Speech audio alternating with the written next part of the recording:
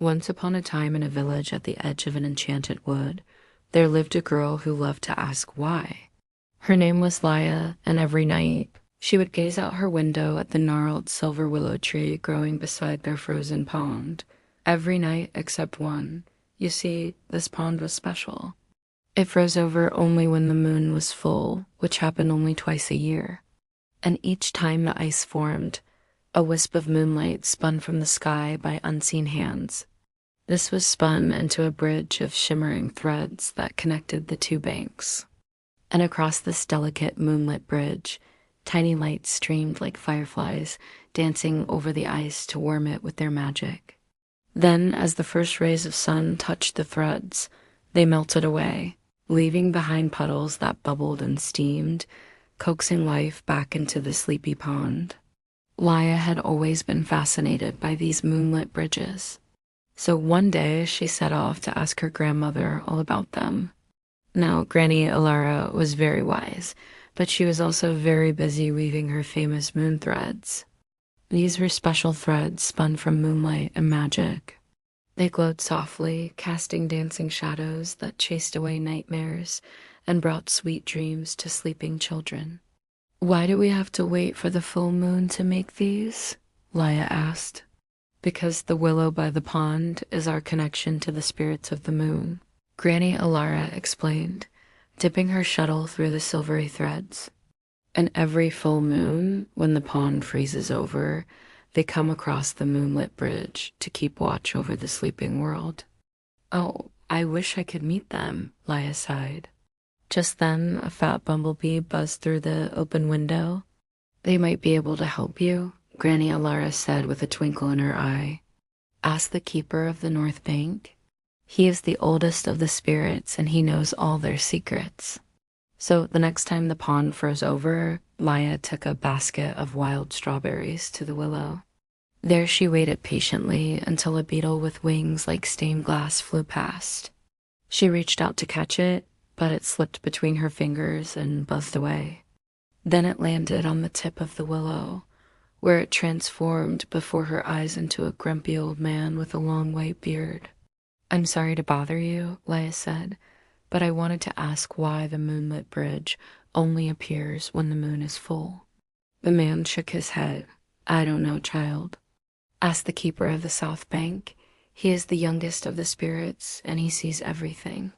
So Laya hurried down the hill and hid by the weeping willow on the other side. There she sat for hours until a butterfly fluttered past.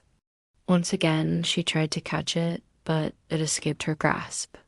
And when it landed on a twig, it turned into a handsome young man with hair the color of sunlight. "I'm so sorry to bother you," Laya whispered, "but I wanted to ask why the moonlit bridge appears only when the moon is full." The young man shrugged. "I have no idea, child. Ask the one who weaves the bridge. She is the strongest of the spirits, and she remembers everything." By now, Laya's legs were aching, but she still had hope.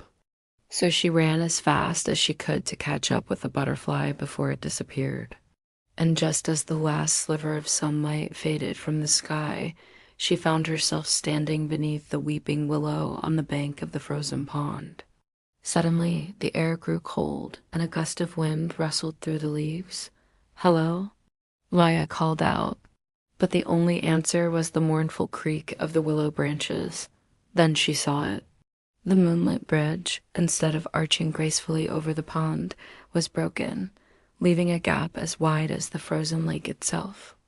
With a jolt, Laya realized what this meant. If the bridge was broken, the spirits couldn't cross over to keep watch. The cold would seep into the pond and freeze it solid. Then the fish would die, and the willow would wither and die too. Determined to fix it, Laya ran home to get her grandmother's weaving loom. When the old woman saw the broken bridge, she cried out, "Oh, my sister's magic is fading. Without the strength of the moonlit bridge, the light of our moon threads will grow dim, and soon the whole world will fall into darkness." Together, Laya and her grandmother wove a new bridge, strand by strand, hoping against hope that it would hold. But just as the first rays of dawn touched the threads, they watched in horror as the bridge snapped and fell apart. That night, Laya tried again, and this time her loom hummed with new magic. As she wove, moonlit sparks flew from the threads, making the whole room glow. Filled with excitement, she raced to the pond, only to watch the bridge shatter as soon as the first sliver of sunlight touched it. Again and again, Laya wove the bridge, only to watch it break and fade away. Each time the willow drooped a little further towards the frozen pond, and each time the glow of the moonlit bridge grew dimmer. Soon, Granny Alara was too weak to weave at all. And as the last of the moonlit bridge faded away, she told Laya, "It's no use, child. We are too late." With tears in her eyes, Laya looked at the broken fragments of the bridge lying in the grass. Suddenly, a glowing light burst from between the threads, and when it faded, there in front of her stood the most beautiful squirrel she had ever seen. Its fur shimmered like spun moonlight, and its bushy tail flowed behind it like a banner.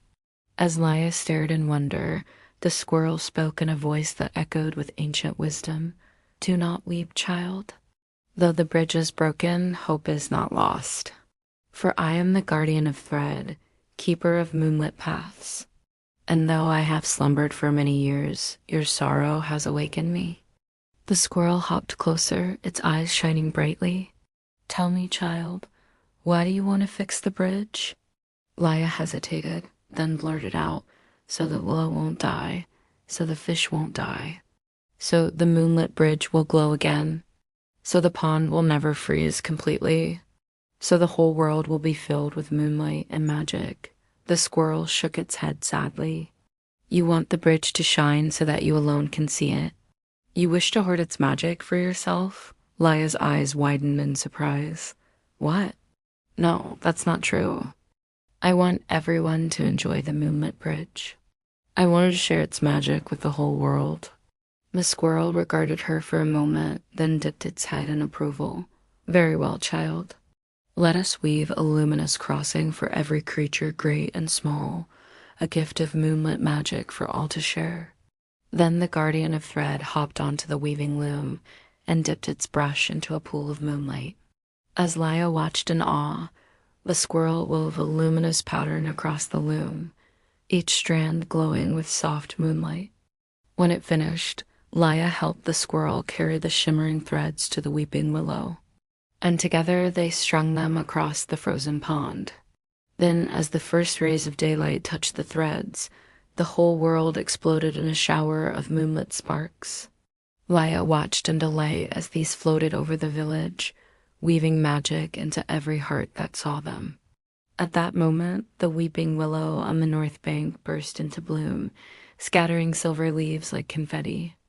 And from its branches, the ancient spirit of the north and the spirits of the east and the west emerged to join the celebration. And with them came the spirit of the south, looking more radiant than ever before. Then they all danced together beneath the willow, laughing and playing until the first rays of sunlight chased them back to their homes within the tree. When Laya awoke the next morning, she could still hear the echoes of their laughter in her dreams. And as the sun climbed higher in the sky, she raced to the window to see if the pond had thawed. But when she looked out, she gasped in surprise. The ice was gone, and in its place flowed the clearest water she had ever seen. Tiny rainbow fish swam just beneath the surface, while dragonflies skimmed back and forth like living jewels. And beside the pond, the silver willow shimmered with new leaves and blossoms, casting playful shadows on the ground. Then Laya noticed something else.